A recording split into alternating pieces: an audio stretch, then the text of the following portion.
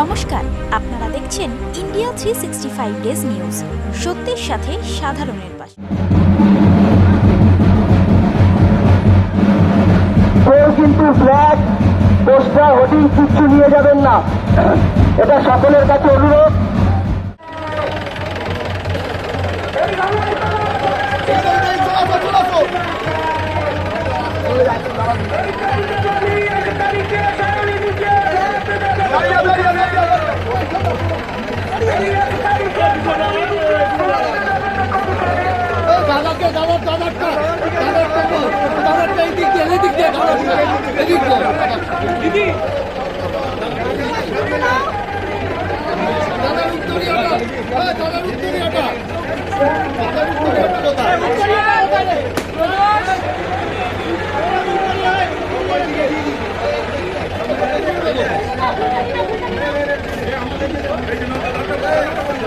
সামনে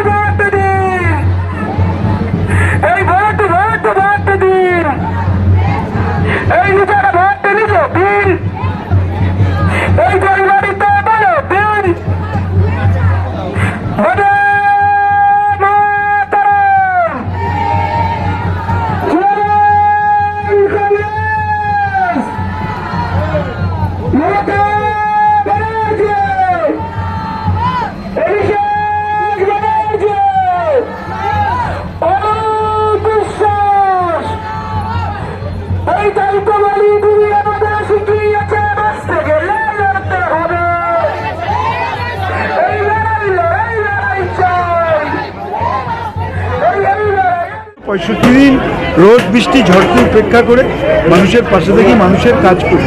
এই যে ওয়ার্ডটা আপনারা ঘুরলেন, এই ওয়ার্ডটায় 24 বছর বিধায়ক ছিলেন রাজ্যের প্রাক্তন মুখ্যমন্ত্রী বুদ্ধদেব ভট্টাচার্য। তারা শুধু ভোট নিয়েছিলেন, কিন্তু মানুষের যে প্রাপ্য পানীয় জল, সোয়ারেজ, ড্রেনেজ, আলো, রাস্তা কিচ্ছু করেনি। আমরা অভিনন্দন জানাই রাজ্যের মাননীয় মুখ্যমন্ত্রী মমতা বন্দ্যোপাধ্যায়কে। তার উন্নয়ন যোগ্য আমি এবং এখানকার পৌর প্রতিনিধি বিশ্বজিৎ মন্ডল আমরা সামিল হয়েছি। আজকে আমরা এই ওয়ার্ডটাকে সুন্দর করে সাজিয়ে ফেলেছি। আরও কিছু কাজ বাকি আছে, সেই কাজ করতে আমাদের সহযোগিতা দরকার। আমাদের সাংসদ, আমাদের এমপি যিনি নির্বাচিত হন সায়নী ঘোষ, তারা আমরা তিনজনে মিলে এই ওয়ার্ডকে মডেল ওয়ার্ড।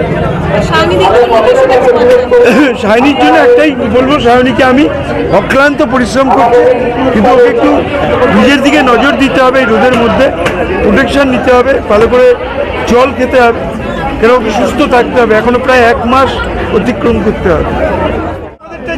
আমি এক্স্যাক্টলি বাগনানে কি যাবো আমি জানি না এখন। আমরা তো সকাল থেকে পৌঁছাই, আমরা কি করে বলবো?